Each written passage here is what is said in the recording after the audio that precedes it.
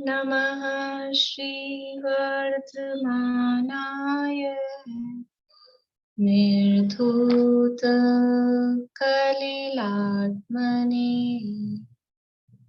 सालोकानां त्रिलोकानां यद्विद्यादर्पणायते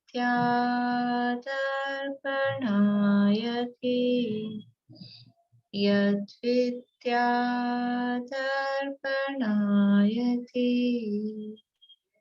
सकल पापमल प्रक्षालक श्रीवर्धमान को करूं नमन लोकालोक प्रकाशित करने जिनकी विद्या है दर्पण जिनकी विद्या है दर्पण।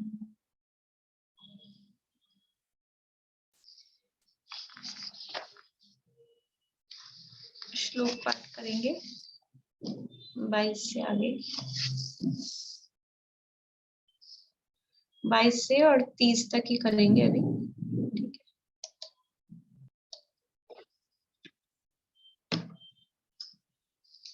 रत्नकरण शावकाचार्य नामक ये ग्रंथ है और इसका प्रथम अधिकार सम्यक दर्शन का अधिकार अपना चल रहा है और इसके 21 श्लोकों तक की चर्चा अपन ने की थी। उसके अंतर्गत धर्म का स्वरूप, सम्यक दर्शन का स्वरूप, फिर उसके आधार पे देवशास गुरु का स्वरूप और फिर सम्यक दर्शन के 8 अंगों की चर्चा, ये प्रकरण हुआ था। और अभी उसी सम्यक दर्शन के ही विशेषताएं, किस प्रकार से सम्यक दर्शन होता है, किन दोषों से रहित होता है, 8 अंगों से सहित होता है, वो चर्चा हुई थी। अब वो किन किन से रहित होता है, सम्यक दर्शन किससे रहित होता है, तो सम्यक दर्शन रहित होता है तो सम्यक दृष्टि भी इन दोषों से रहित होते हैं। वो चर्चा अब यहाँ आगे चलने वाली है। बोलिए कविता। जो जीमेल पे भेजा था वो आंसर शीट भेजी, जो आंसर्स हम लोगों ने टिक किए थे वो भेजा था, तो उसके पूरा नहीं आ रहा, 14 तक ही आ रहा है मेरे। वो सब मतलब वो आपकी प्रॉब्लम होगी, जो भी होगी आपकी मेल की या जो भी है। मैंने मतलब ऐसा नहीं है कि मैं कोई आधा भेजूंगी या नहीं पूछ रही। मैं एक बार और फिर से कर दूंगी प्लीज वापस से, तो देख लेना आप दोबारा में पूरा हो जाए। Thank you.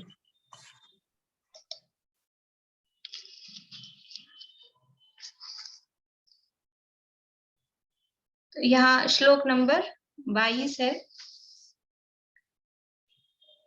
पेज नंबर 37 है, रत्नकरण शावकाचार्य।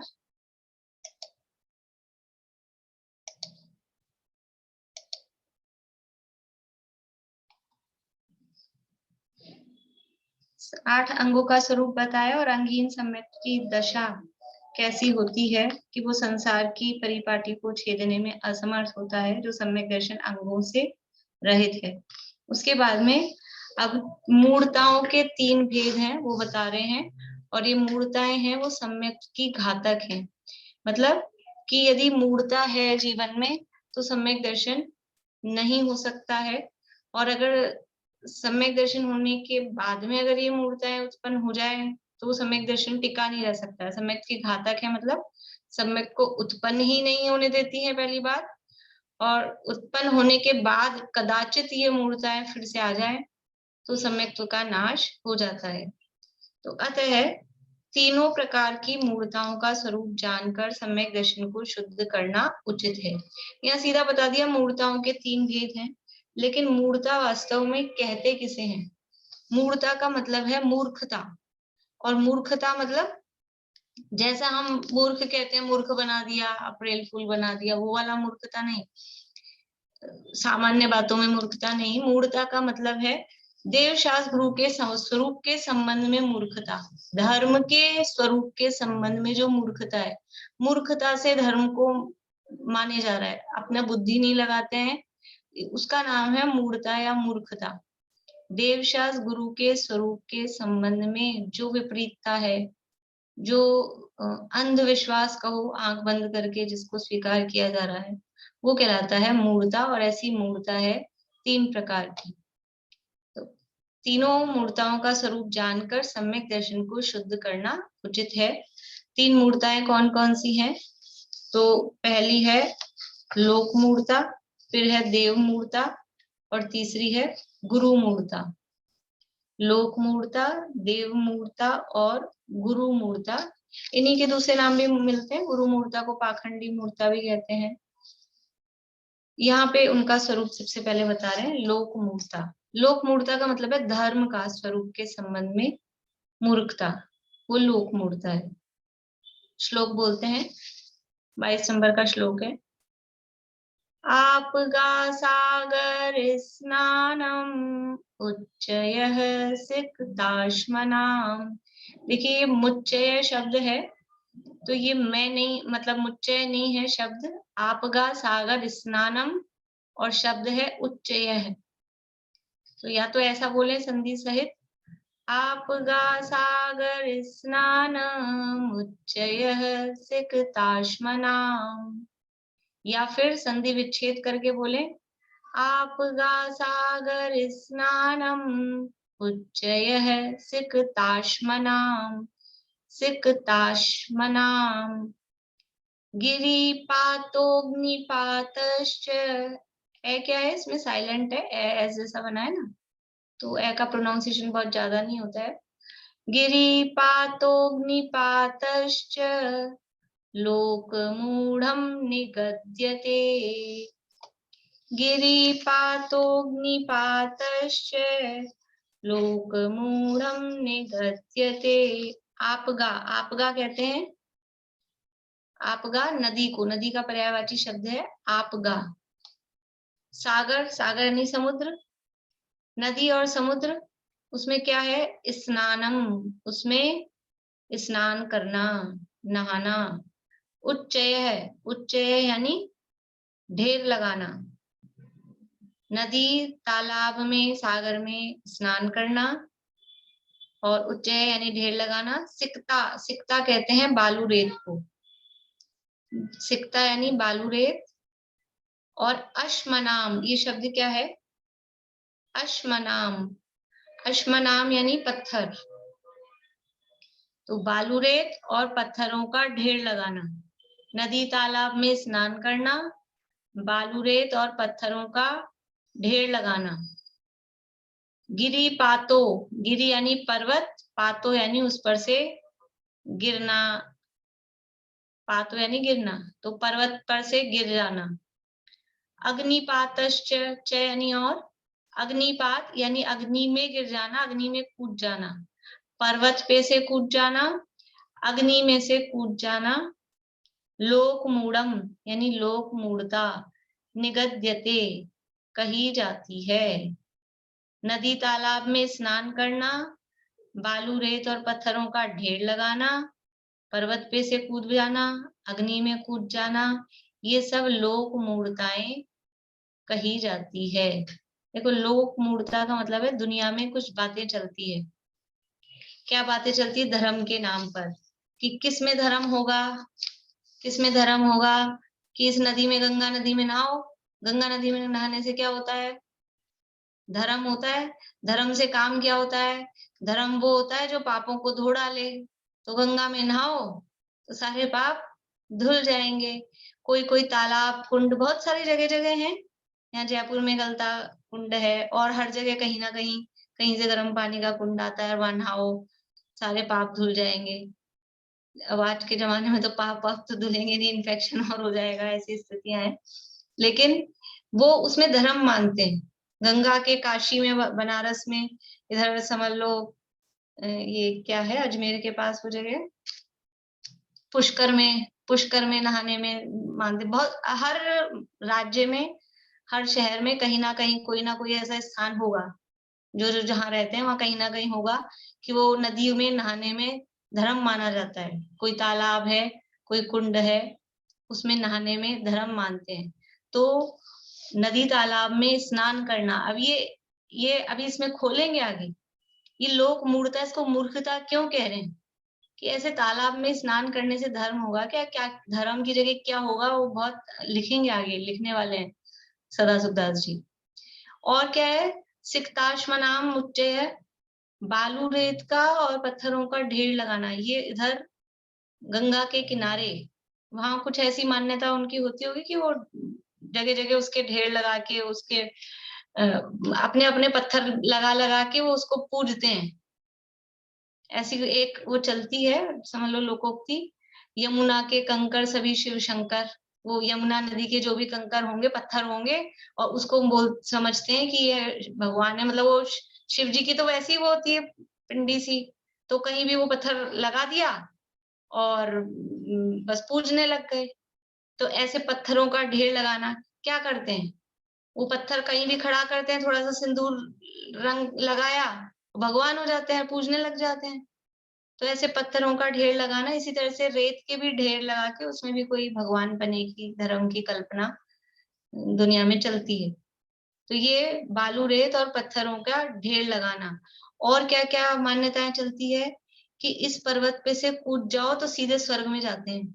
ऐसी ऐसी मान्यताएं, यहाँ इस पर्वत पे से जो कूद के इस पर्वत पे से जो कूदेगा मर जाएगा, वो सीधा स्वर्ग जाएगा। ऐसे अपने जैनों में भी समझ लो, कोई सोचे सम्मेशेखर जी पे जाके वहां आयु पूरी हो जाए, तो लोग सोचे सीधे तो वहां से तीर्थंकर पहुंच गए हैं तो कोई अपना भी मोक्ष हो जाए। ऐसी ये तो उनकी है, लेकिन अपने में भी तो इसी तरह की चलती है। अपने तीर्थ क्षेत्रों पर कोई अगर पानी का कुंड हो, कोई पानी हो, अब वो छोड़ो, हम खाली देखो, मैं जिस उद्देश्य से बता रही हूँ ना, वही समझना, गलत अर्थ नहीं लेना कि हम सोचें कि भगवान का गंधोदक लगा लगा के धर्म हो जाएगा। जैसे ये तो नदी में नहाने से धर्म बता रहे हैं। गंधोदक परम पवित्र है, भगवान से स्पर्शित जल है। उसकी विनय करने के लिए हम उसको मस्तक पर लगाते हैं।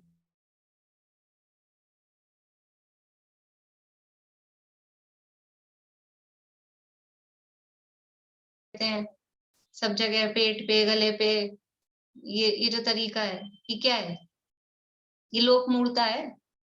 गंधोदक भगवान से स्पर्शित जल है, वो पवित्र है, तो पवित्र स्थान पर उच्च स्थान पे लगाया जाता है। पवित्र स्थान, उच्च स्थान कौन सा है पूरे शरीर में? ये केवल मस्तक, ये बाल नहीं। ये बाल तो अपवित्र है, अशुद्ध है, बालों के हाथ लगा के तो हाथ धोना पड़ता है। ये मस्तक होता है ना, ये उच्च स्थान होता है, ये पवित्र होता है। लोग बाग लेते हैं, खूब सारा हाथ में ले लेते हैं, जो उसमें निकला हुआ है कटोरी में, वो तो कम पुण्य देता होगा, उसमें तो कम धर्म होता है। और जो अपन डायरेक्ट हाथ में लो, उसमें धर्म ज्यादा होता है। और वो हाथ में लेके नीचे गिरता रहे भले ही से, और फिर वो बच जाए तो सारा यहाँ डाल लो, और फिर वो यहाँ से बहता हुआ नीचे आ जाए तो कुछ पता नहीं। मतलब हम धर्म के नाम पर पुण्य भी नहीं कर पाते, कितना पाप होता है, उसकी कितनी अविनय होती है। वो पैरों में आ रहा है, अधो अंगों में जा रहा है, अधो स्थान पे जा रहा है, इधर उधर कान में, वान में, गले में, ये यहाँ लगाने का नहीं होता है। वो कोई क्रीम पाउडर नहीं है, वो कोई तेल नहीं है कि उसकी मालिश कर ली जाती है शरीर में।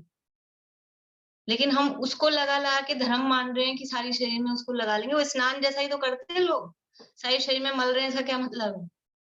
वो स्नान कर लिया जैसे तो उससे, गंधोदक से। तो हम और दूसरी नदी तालाबों में नहीं जाते हैं, लेकिन ये भी हमारे लिए लोकमूर्ता टाइप की है, ये जो हम करते हैं।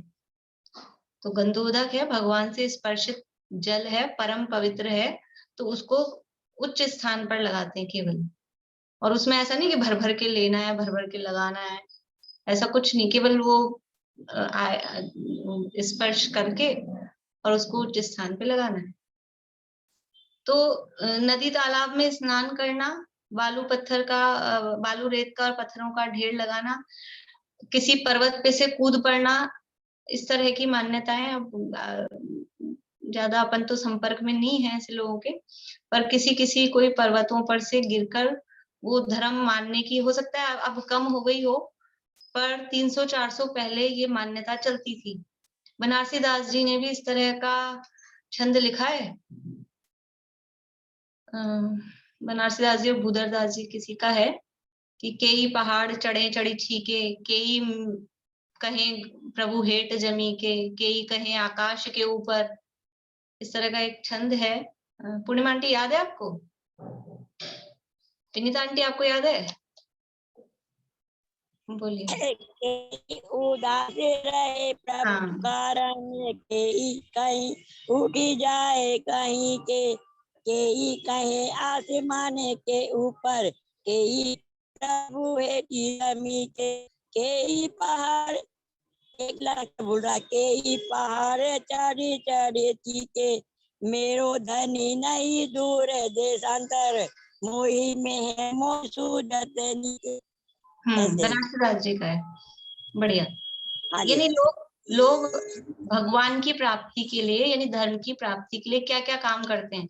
कोई उदास हो रहे हैं, कोई उदास रहे प्रभु कारण, और कोई कहीं चढ़ जाते हैं, कोई गिरी पे चढ़ जाते हैं, कोई कहता है भगवान जमीन के नीचे हैं तो जमीन के नीचे घुस जाते हैं, कोई कहे प्रभु हेठ जमीन के, और कोई कहे प्रभु आसमान के ऊपर, कोई कहता है जन्नत में रहते हैं, कोई कहता है पाताल में रहते हैं। ऐसी ऐसी मान्यताएं दुनिया में चलती है ना। तो ये कि कोई पहाड़ पे से कूद जाओ तो सीधा जन्नत, इस तरह का काशी करौत नाम से भी एक वो चलता है कि काशी मतलब वहाँ बनारस में एक इस तरह का कुआं होता है, और वहां कुएं में कुछ अस्त्र शस्त्र लगे होते हैं, और उस कुएं में जाके कूद जाओ, और वहां मतलब आत्महत्या है सीधी सीधी, और उस कुएं में जाके कूद जाएंगे तो सीधा स्वर्ग मिलेगा, ऐसी मान्यता। और लोग कूद जाते हैं, मर जाते हैं धर्म के नाम पे, धर्म के लिए। ये है मूर्खता, इसका नाम है मूर्खता। तो ऐसे गिरिपातो अग्निपातश्च, कोई अग्नि में कूदने में, समझ लो सती प्रथा टाइप की, कि अग्नि में कूद के हम तो वो हो गए सती, तो हम तो सीधे देवी बनेंगे, स्वर्ग जाएंगे, इस तरह की। ये सब लोक मूर्ताएं कही जाती हैं, और सम्यक दर्शन लोक मूर्ता से रहित होता है। जो लौकिक मिथ्याधर्मी लोग हैं उनका आचरण देखकर, जो नदी में स्नान करने में धर्म मानते हैं, समुद्र में स्नान करने में धर्म मानते हैं, रेत का ढेर पाषाण का ढेर करने में धर्म मानते हैं, पर्वत से गिर पड़ने में धर्म मानते हैं, अग्नि में गिर पड़ने में धर्म मानते हैं, उसे लोक मूर्ता कहते हैं। सम्यक दर्शन लोक मूर्ता रहित ही होता है। सम्यक दृष्टि अगर होगा तो उसको इस तरह की मूर्ताएं नहीं होंगी। सम्यक दर्शन मूर्ता रहित ही होता है। ऐसी मूर्ता अगर जीवन में है तो सम्यक दर्शन नहीं हो सकता, और सम्यक दर्शन है तो ऐसी मूर्ताएं जीवन में नहीं हो सकती है। बोलिए। नहीं, मैं ये कह रही हूँ कि जैसे ये जो मूर्ताएं हैं ये हम लोग के तो ये संस्कार नहीं है, क्योंकि हम लोगों ने बचपन में ये सब कुछ देखा ही नहीं है। पर जो लोग जिनके कुल में ये सब जो बातें होती है ना, उन लोग के अंदर में ये चीज इतनी बैठी हुई रहती है कि उन लोग को बहुत मुश्किल है। ये हम लोग के लिए तो ये है ही नहीं, क्योंकि हम लोग तो कभी इन सब चीजों में ना हम लोगों ने कभी देखा ना कभी विश्वास किया, तो हम लोग के लिए बहुत इजी है कि नहीं ये सब में मूर्ता है। इसलिए अपने में क्या चलता है, इसलिए मैंने थोड़ी सी वो गंधोदक वाली बात करी, क्योंकि ये तो अपने में चलता नहीं है, यहाँ से कूद जाओ कि यहाँ से इसमें वो तो अपने में है नहीं। अगर हम जैन कुल में पैदा हुए हैं डायरेक्टली सीधे, तो ये सब चीजें मुश्किल है कि अपने को देखने को मिले, सुनने को मिले।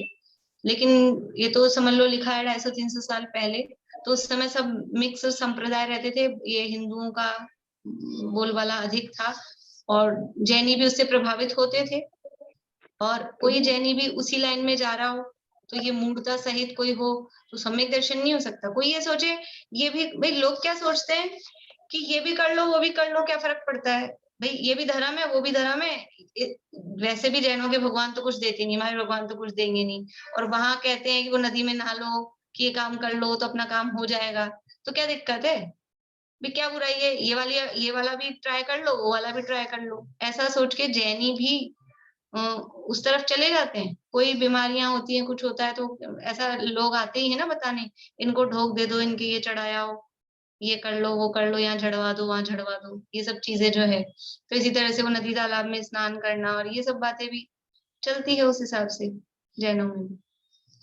ठीक है, चलिए अब आप लोगों से निवेदन है कि अपने एक्सपीरियंस या कुछ बताने के लिए हैंड रेज नहीं करें। अगर प्रश्न हो या कोई विशेष खुलासे वाली बात हो तो करें, नहीं तो प्रकरण तो ऐसा है कि सब बोलने चालू होंगे तो सब चलते हैं। जैसे कई लोग डब्बी में ये ले जाते हैं गंधोदक, घर में यदि कोई बीमार व्यक्ति होता है तो वो उचित है क्या? हाँ वो ले जाते हैं गंधोदक, तो ठीक है ले जाने में, वो भाई उसके उस पर वो मंदिर नहीं जा पाता है जो व्यक्ति, तो भाई वो भगवान से स्पर्शित जल है तो वो लगा ले में वो कोई बात नहीं है। कोई दिक्कत नहीं है। हाँ, लेकिन अब वही है, उसकी विनय रखें, फिर वो बच जाता है तो उसको हाँ। बराबर जहाँ भी उसको डिस्पोज करना है उस हिसाब से वो सब करें। लेकिन वो कोई नहाने का जल नहीं कि उससे नहलाई दो पानी में मिला के उसको, ऐसा नहीं, बस वो वो केवल लगाने का मस्तक पूछ पे रहे हैं। लगाने के लिए थैंक लगा यू। सकते हैं। अरे यार, हाँ ज्योति जी, वो अपन जैसे ले जाके भी जब छिड़कते हैं ना सारे तरफ, तो जमीन पे भी तो गिरता है फिर वो हाँ, तो ये तो खुद को मकान। विवेक रखना चाहिए ना कि हम हाँ ऐसे बोल कैसे बोल छिड़क रहे हैं बोल कहाँ। बोल बोल, जो ले जाते हैं ना लोग ऐसे करते हैं फिर। अच्छा एक चीज और कह रही थी मैं आपसे, वो रश्मि जी है ना, उनके हस्बैंड की डेथ हो गई अच्छा। तो उन्होंने अभी इसकी बहुत तैयारी की थी, इसकी रत्न शाकुचार के पेपर की, तो दे नहीं पाई। वो बोली थी बोलना, मैं इनका कह दूंगी, मेरी जियाजी है, वो सिस्टर ही है मेरी, तो ठीक है। उनकी डेथ हो गई थी अभी, तो पेपर तो नहीं दे पाई वो।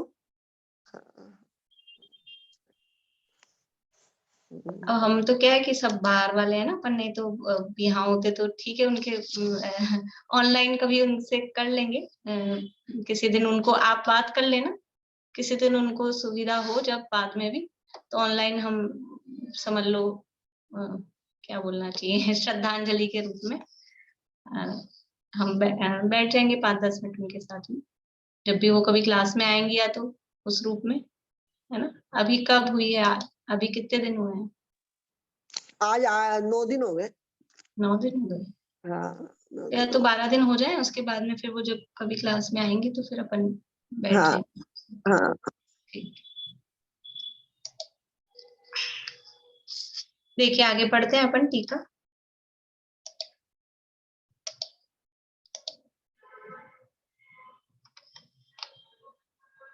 यहाँ मिथ्यात्व के उदय से, देश काल के भेद से, लौकिक अज्ञानी परमार्थ रहित लोग अनेक प्रकार की प्रवृत्ति करके अपने को धर्म होना, पवित्र होना, लाभ होना, वियोग नहीं होना, दीर्घ जीवन मिलना आदि मानते हैं।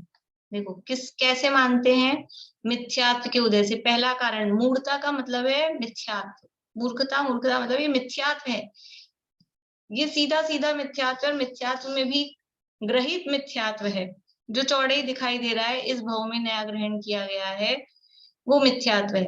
इस मिथ्यात्व के उदय से, देश काल के भेद से, देश काल के भेद से का मतलब है अलग अलग जगहों पे, अलग अलग देश में, अलग अलग समय पे, अलग अलग प्रकार की, कहीं कुछ चलती है, कहीं कुछ चलती है, कहीं कुछ चलती है, ये तो है देश का भेद। और किसी समय कुछ चलती है, किसी समय कुछ चलती है, जैसे उस समय ये चीजें चलती थी, आज के समय में कुछ और चीजें चलती है, 10-20-50 साल बाद कुछ और चलेंगी, तो ये काल का भेद हुआ। तो मिथ्यात्व के उदय से, देश काल के भेद से, लौकिक लौकिक अज्ञानी परमार्थ रहित लोग, यानी जो संसारी जीव हैं, अज्ञानी हैं, जो निश्चय अपने स्वरूप को नहीं जानते हैं, ऐसे लोग अनेक प्रकार की प्रवृत्ति करके अपने को धर्म होना, धर्म का वास्तविक स्वरूप नहीं जानते, इसलिए अज्ञानी है, परमार्थ स्वरूप नहीं जानते इसलिए अज्ञानी है।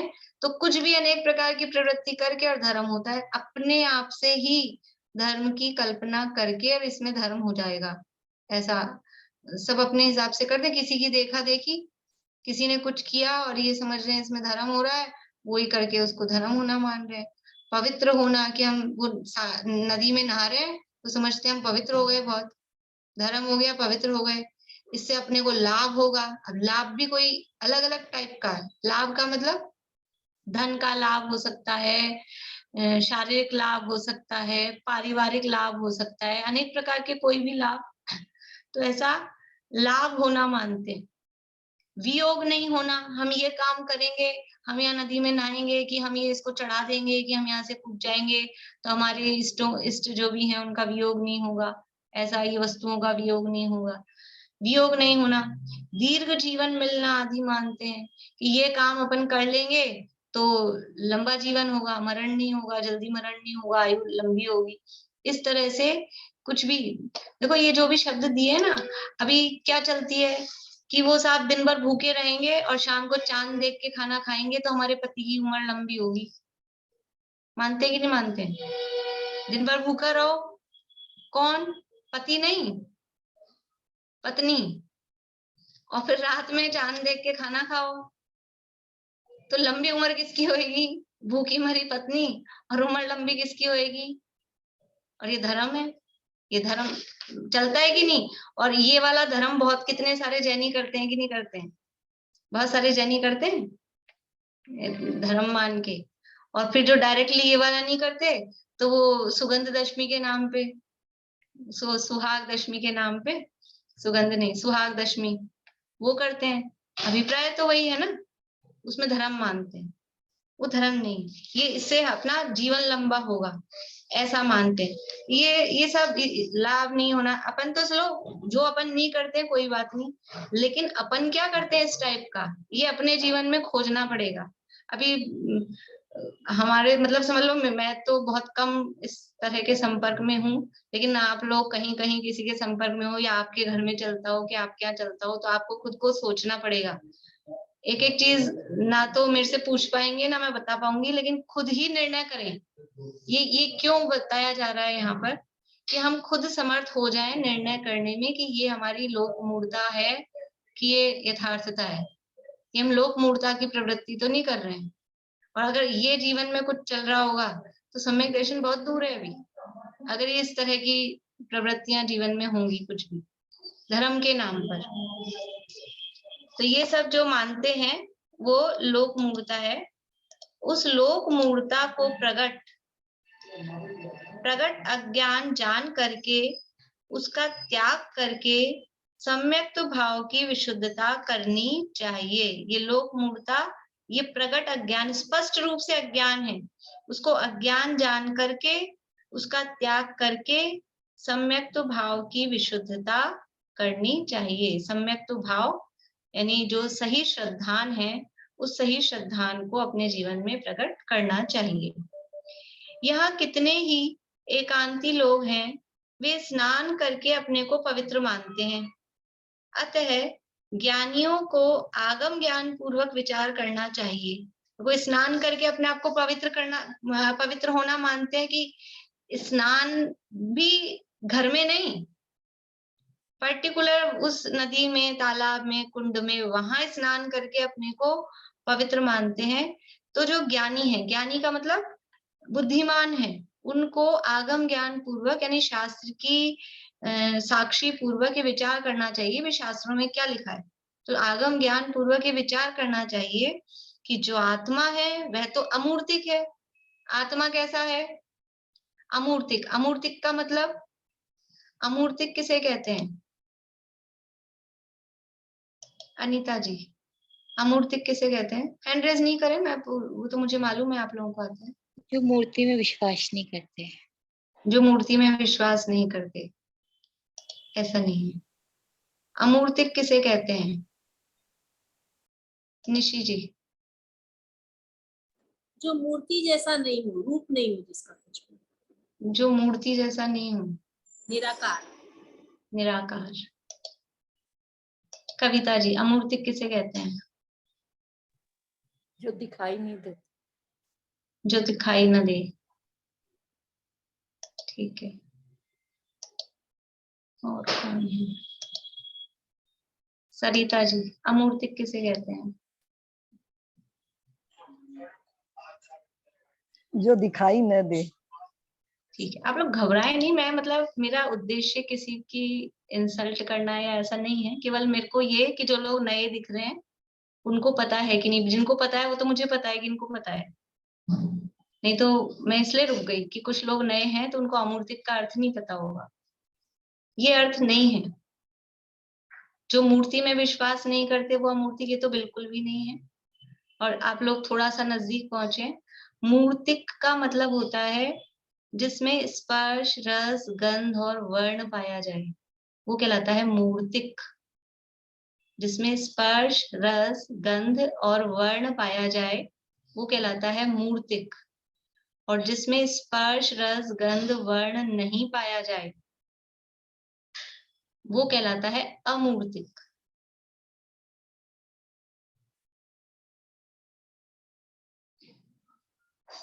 जिसमें स्पर्श रस गंध वर्ण नहीं पाया जाए वो अमूर्तिक कहलाता है। ठीक है, तो स्पर्श रस गंध वर्ण किस में पाया जाता है? स्पर्श रस गंध वर्ण केवल और केवल पुद्गल में पाया जाता है। 6 द्रव्य होते हैं, 6 द्रव्य। अब मैं नहीं पूछ रही हूँ नाम। जीव, पुद्गल, धर्म, अधर्म, आकाश, काल, ये 6 द्रव्य हैं।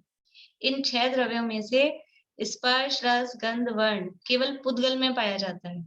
बाकी के जो 5 द्रव्य हैं उनमें स्पर्श रस गंध वर्ण नहीं पाया जाता है। तो 5 द्रव्य हैं अमूर्तिक। पुद्गल द्रव्य है मूर्तिक, तो जो दिखाई ना दे, ये एक क्वालिटी हुई, लेकिन दिखाई ना दे सुनाई दे, मिस्टर इंडिया जैसा।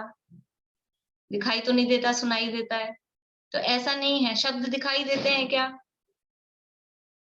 लेकिन सुनाई देते हैं ना, तो सुनाई देते हैं, इट मीन्स मूर्तिक है। हवा दिखाई देती है क्या?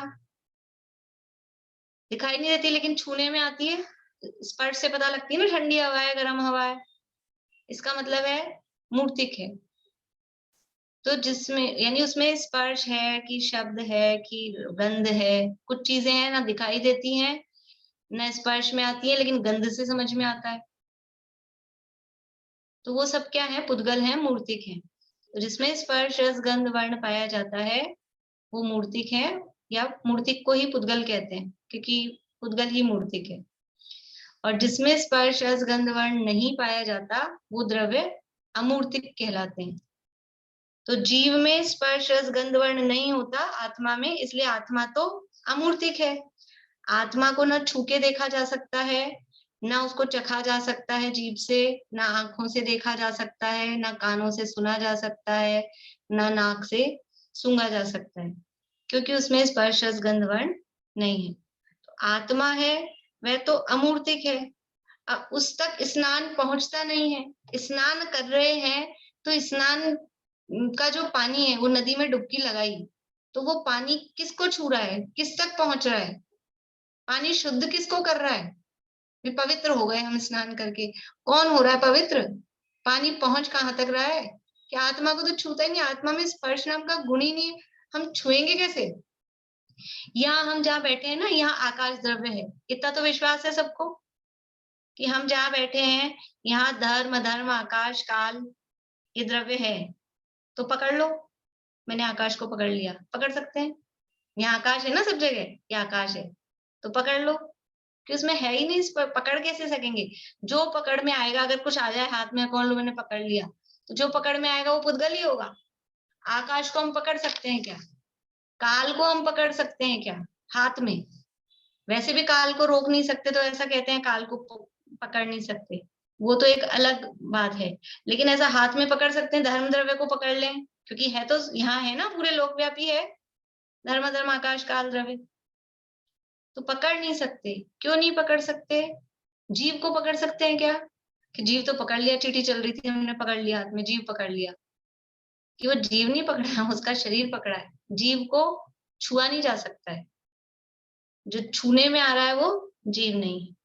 तो आत्मा है वह तो अमूर्तिक है, उस तक तो स्नान पहुंचता नहीं है।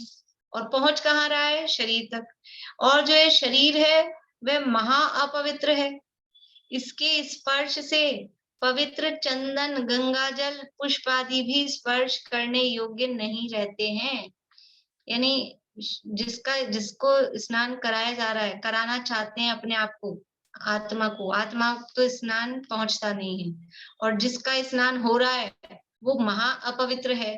कितना अपवित्र है कि इस शरीर के स्पर्श कराने से पवित्र वस्तुएं भी अपवित्र हो जाती हैं। ये शरीर की स्थिति ऐसी है कि इस देह के संयोग में जो वस्तु पल भर आएगी वह भी मलिन मल मूत्रमय दुर्गंधमय हो जाएगी। समझ लो, अपने पास इतना सा गंगा जल हो, समझ लो जो गंगा जल को में धर्म मानते हैं उसको पीने में भी इतना सा गंगा जल हो, है ना। और अभी अभी मुंह में अच्छे से कुल्ला किया, बढ़िया बिल्कुल ब्रश ब्रश कुल्ला, और फिर मुंह में डाल लिया किसी ने, और फिर कहा कि नहीं नहीं इनको पिलाना था, इनके बहुत बीमारी थी, ये माता जी बहुत बीमार थी गंगाजल, तो इनको पिलाना था, इनकी बीमारी ठीक हो जाती। और वो इतना सही था, मुंह में डाल लिया अपन ने। तो अब क्या कहें अपन कि मेरा मुंह बिल्कुल साफ है, धुला धुलाया ब्रश किया हुआ, अपने मुंह से निकाल के दे दे उनको कि लो आप पी लो, कि उनको पिला दो। हम लोगों के मुंह बिगड़ रहे हैं, सुनकर ही मुंह बिगड़ रहे हैं। क्यों? एकदम शुद्ध अच्छा बढ़िया ब्रश, सबसे बढ़िया वाला पेस्ट लेके ब्रश करके खूब बार कुल्ला करके साफ किया था, कोई गंदगी नहीं थी। नहीं, क्यों?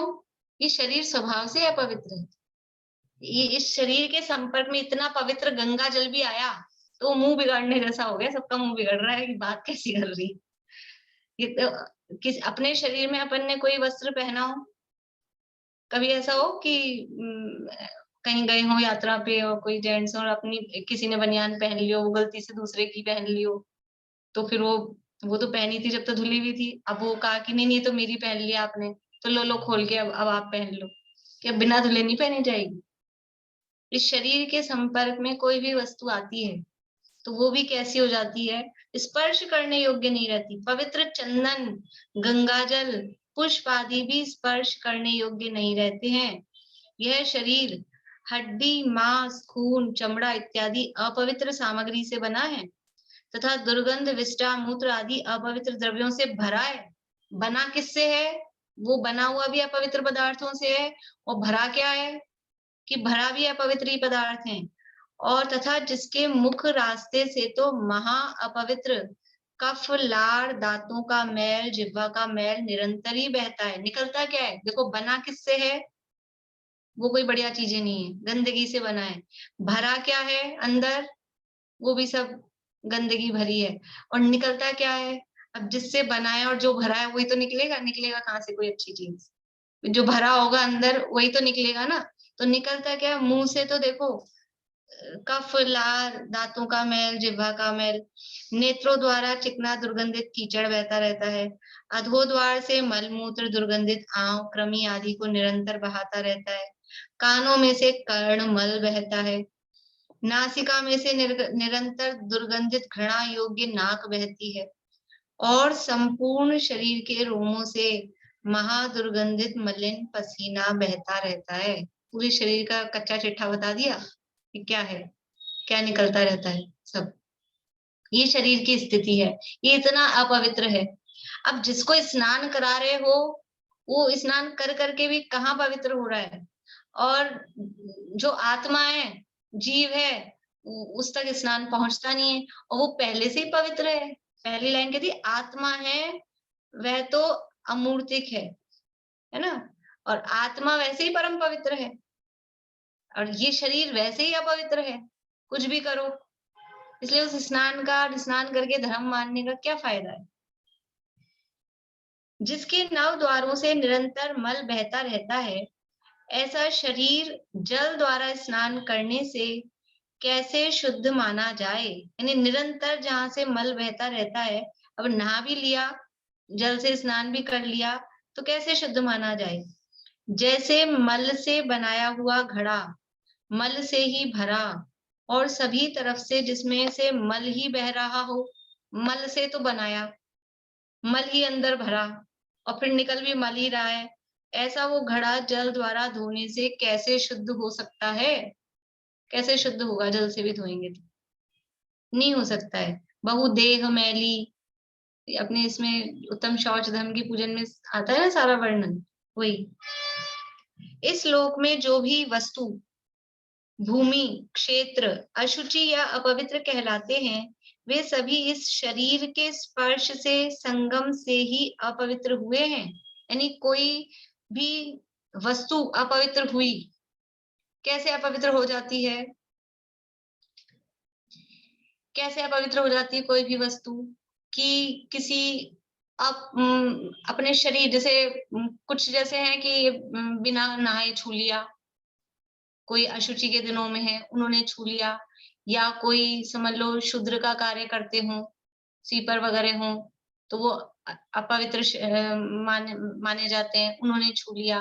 तो ये वो वस्तु, कोई भूमि भी की, भूमि का मतलब है अपने घर में जो एक एरिया होता है, घर की पूरी जमीन एक है ना। जब जमीन होती है मकान बनाने के लिए तो पूरी जमीन एक सी है, लेकिन उसमें से हमने डिवाइड कर दिया, ये तो बेडरूम है, ड्राइंग रूम है, डाइनिंग रूम है, ये बाथरूम है। और फिर क्या होता है, वो बाथरूम वाली भूमि वो कैसी हो जाती है, वह पवित्र मानी जाती है, क्योंकि वो शरीर की अशुचिता वहां होती है। क्षेत्र कोई भी वस्तु, भूमि, क्षेत्र अशुचि या पवित्र कहलाते हैं। वे सभी इस शरीर के स्पर्श से, संगम से ही अपवित्र हुए हैं।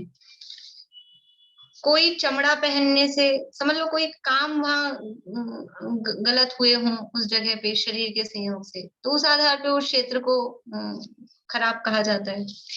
कोई चमड़ा पहनने से, कोई बाल गिरने से, कोई झूठन फेंकने से अपवित्र क्षेत्र कहलाते हैं। कहीं चमड़ा गिरा हो, मतलब समझ लो किसी की जानवर आदि का या कोई चमड़े की वस्तु, तो वो जगह गंदी मानी जाती है। कोई बाल गिरे हैं तो वो क्षेत्र अपवित्र माना जाता है। कोई झूठन, झूठन भी तो शरीर की से स्पर्शित हुई ना, वो वहां फेंकी गई है, वो सब क्षेत्र अपवित्र कहलाते हैं। रक्त, मांस, हड्डी, वसा, पीव, मल, मूत्र, थूक, लार, कफ, नाक का मैल आदि के स्पर्श हो जाने से ही, स्नान के जल के छींटे लगने से ही, कुल्ला के छींटों से के स्पर्श से ही अपवित्र हो जाना देखते सुनते ही हैं। कोई नहा रहा हो और उसके नहाने के पानी के छींटे अपने लग जाएं, तो अपन क्या समझते हैं, हम भी पवित्र हो गए, कि अपने को घिन आती है कि छींटे लग गए। कोई कुल्ला कर रहा हो और उसके छींटे पड़ जाएं, पहली बात मतलब वो उसको कहेंगे बेड मैनर से तुम कैसे कुल्ला कर रहे हो, पूरे छींटे लगा रहे हो, और अपने ऊपर आ जाए तो अच्छा लगता है कि घृणा फील होती है। तो अपवित्र मानते ना, घृणा फील होने का मतलब है अपवित्र मान रहे हैं अपने आप को।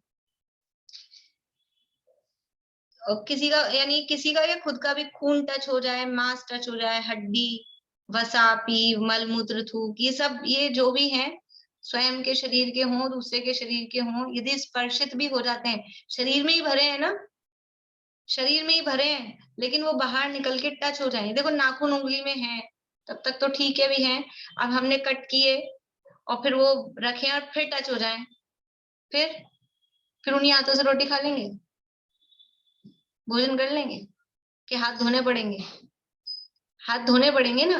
मतलब वो शरीर की ही के ही हैं पार्ट, लेकिन फिर भी वो अपवित्र माने जाते हैं। और बाल तो शरीर में लगे हुए हैं, तो भी कोई बालों में हाथ लगा लगा के और भोजन करे या कुछ काम करे तो वो अपवित्र माना जाता है। पूजा आदि में भी अगर बाल वाल बीच में छू लें अपन तो हाथ धोते हैं ना, फिर पूजन करते करते भी अपवित्र माना जाता है। तो ये सब चीजें स्पर्श हो जाने से ही अपवित्र हो जाना देखते सुनते ही हैं। इसलिए अच्छी तरह विचार करो, शरीर के स्पर्श संगम बिना कहीं कोई अपवित्रता है ही नहीं। ऐसा अपवित्रता का स्थान शरीर जल के स्नान से कैसे शुद्ध होगा? और यह शरीर जल के स्नान आदि से शुद्ध हो गया तो फिर किसी दूसरे के स्नान का छींटा लग जाने से पुनः अपवित्र हुआ ही माना जाएगा। तो इस प्रकार से ये यहाँ ये बता रहे हैं कि शरीर तो अपवित्र ही है। आप जल में स्नान करके उसको पवित्र मान रहे हो तो किसकी पवित्रता मान रहे हो? शरीर पवित्र हो रहा है कि आत्मा पवित्र हो रहा है? मेन उनका लॉजिक क्या है कि जल में स्नान करके आप किसकी पवित्रता मान रहे हो? कि शरीर तो पहले से ही अपवित्र ही है, वो पवित्र हो ही नहीं सकता, और आत्मा को स्नान करा नहीं सकते हो। इसलिए ये नदियों में स्नान करना और उसमें धर्म मानना वो उचित नहीं है। अभी नदियों की क्या स्थिति है वो भी बताएंगे कि नदियों में स्नान करके जो धर्म मान रहे हो तो वो धर्म हो रहा है कि कितना पाप हो रहा है, वो भी आगे और वर्णन करने वाले हैं, अपन चर्चा कल करेंगे आगे। बोलिए कविता जी। मेरा क्वेश्चन था, ये अतिशयकारी जो प्रतिमाएं होती हैं ये क्या अतिशय होता है और इसका मतलब क्या होता है? जमीन में जो पहले लोग थे उन्होंने दबा दी थी, जो एकदम उस टाइम मुसलमानों की, और ये जो चलता था तो उस टाइम, तो फिर अतिशय कैसे हुआ इन सब का? वो अतिशय तो ऐसे मानते ना कि जैसे कोई वो टीला था और गाय का दूध अपने आप जा जाके निकल रहा था वहां पे, तो लोग सोचो वो चमत्कार हो गया, अपने आप गाय का दूध निकले जा रहा है। इसलिए वो, या फिर वैसे भी जमीन में खुदाई करी और प्रतिमा निकल गई, तो लोग ऐसी मान्यता भी, प्राचीन प्रतिमा है, पुरानी है, जमीन में से निकली है, तो समझते हैं इससे कोई अपना भला, इस प्रतिमा से ही कोई विशेष भला हो जाएगा। ये ऐसी मान्यताएं लोगों की रहती है। बाकी अपने आप में अनंत भगवान अपने आप में अतिशयकारी हैं। केवल ज्ञानी परमात्मा, केवल ज्ञान अपने आप में चमत्कार है। तो कोई भी जिनेंद्र भगवान की कोई भी प्रतिमा हो, वो अतिशयकारी ही है। क्या अतिशय होता है कि उस प्रतिमा के दर्शन करने से हमें अपने दर्शन की प्राप्ति, निज दर्शन, जिन दर्शन कर निज दर्शन पा, भगवान की प्रतिमा के दर्शन का फल सम्यक दर्शन की प्राप्ति है। यदि वो सम्यक दर्शन हमें प्राप्त होता है तो अतिशय है ही, और नहीं तो फिर तो मिथ्यात्व का पोषण हो रहा है और तो कुछ नहीं है, वो मिथ्यात्व ही है। ये ना, भगवान को जो केवल ज्ञान प्रकट हुआ है, वो केवल ज्ञान अपने आप में अतिशयकारी है। और उनकी शरण में, यानी उनको मानते हुए हमारे भी केवल ज्ञान प्रकट होगा, ये अतिशय है कि हम भी संसार का अनादिकाल का भी चलने वाला है ना पंच परावर्तन, वो पंच परावर्तन से छूटकर और मुक्त जीवों में जाके शामिल हो जाएंगे। ये है अतिशय, इसका नाम है चमत्कार। तो अतिशय ये थोड़ी हुआ कि जमीन से निकली तो अतिशय हो गया, ये तो नहीं हुआ ना। देखो, अतिशय कहते ही किसे हैं, जहाँ भगवान के गर्भ, जन्म, तप और ज्ञान कल्याणक होते हैं, वो क्षेत्र अतिशय क्षेत्र कहलाते हैं। अतिशय ये है, हमें अतिशय की परिभाषा ही नहीं पता, हमें अतिशयों का स्वरूप ही नहीं पता। वो एक्चुअल में आपका प्रश्न लेकिन बिल्कुल अलग है, विषयांतर है, और समय भी अपना हो गया। वो आप कुछ कह रहे हैं? हाँ, मैं यही बोल रही थी मैं भी कि अतिशय तो जहाँ जन्म होता है, भगवान का जन्म, और जहाँ जन्म होता है उसी जगह को बोलते हैं ना अतिशय क्षेत्र। चार कल्याण, गर्भ, जन्म, तप और ज्ञान, चार कल्याण जहाँ होते हैं वो अतिशय। हाँ, ये बोल रही। ठीक, जय जगन्नाथ।